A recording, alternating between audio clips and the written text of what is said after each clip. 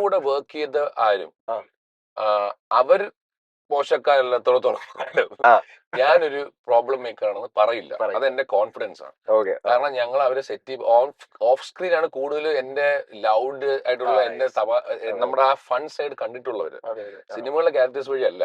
അപ്പൊ അതൊക്കെ എനിക്കൊന്ന് ബ്രേക്ക് ചെയ്യുന്നതായിരിക്കും ശുക്രൻ എന്ന് പറയുന്നത്. നമ്മൾ ഇതുവരെ ചെയ്യാത്തൊരു ഒരു ഷെയ്ഡുള്ള ക്യാരക്ടറാണ്.